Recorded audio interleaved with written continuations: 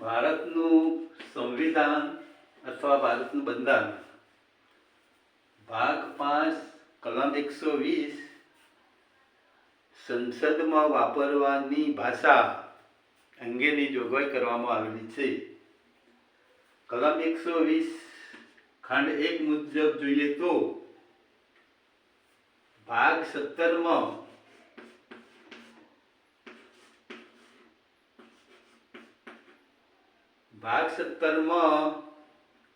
ગમે તે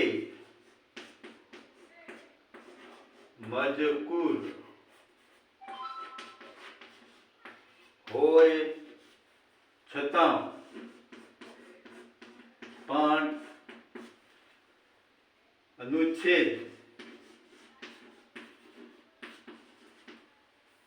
348માં કરેલ જોગવાઈઓ અનુસાર સંસદમાં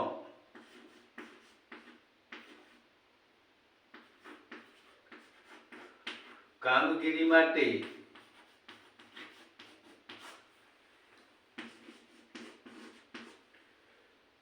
હિન્દી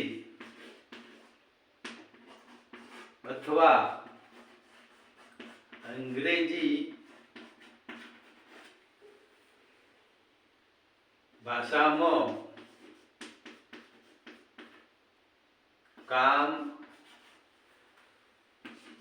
ચલાવવામાં આવશે.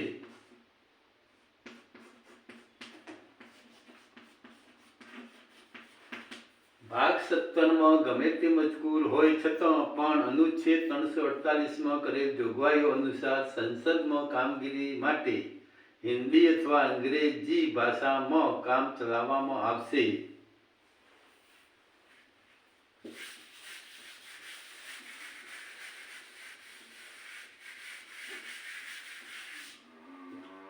કોઈ સભ્ય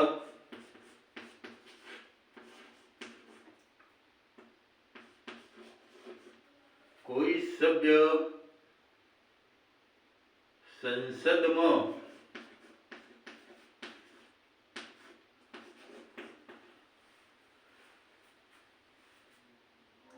હિન્દી અથવા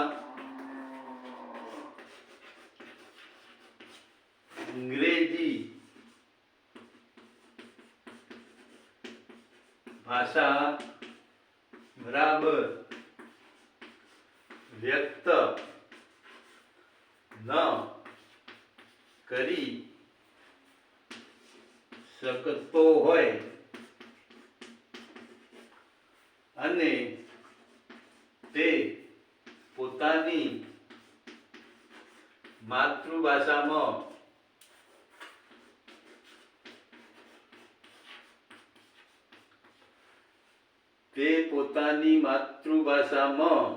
ગૃહને સંબોધવા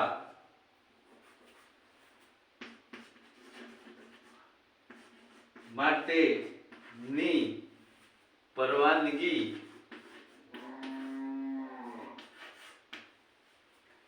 રાજ્યસભાના સભાપતિ અથવા લોકસભા અધ્યક્ષ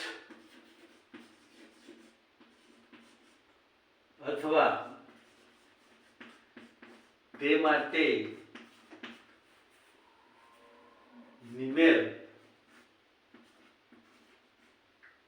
નિયુક્ત કરેલ વ્યક્તિ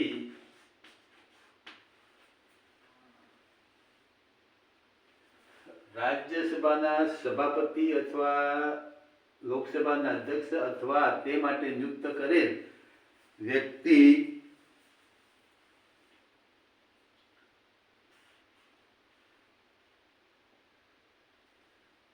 આપી શકશે.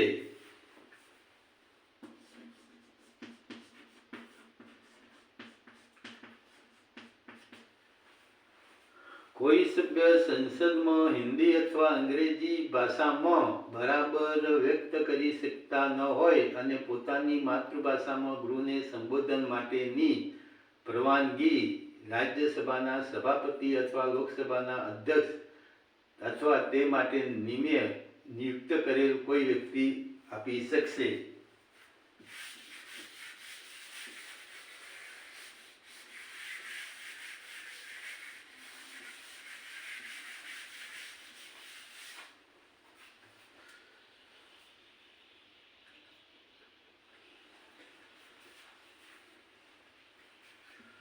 કલમ 120 ખંડ 2 મુજબ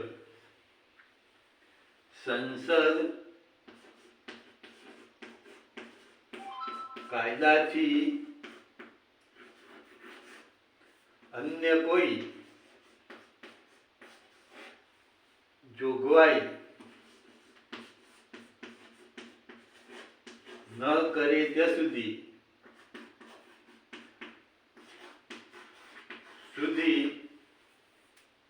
આ સંવિધાન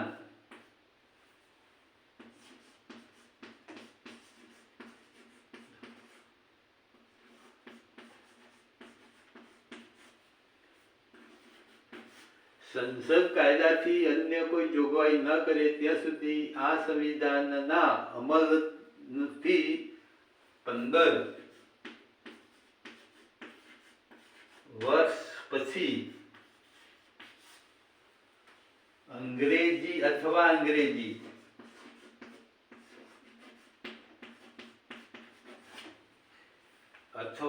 અંગ્રેજી શબ્દ કમી કરવામાં આવેલ હોય તે રીતે અમલ કરવાનો રહેશે.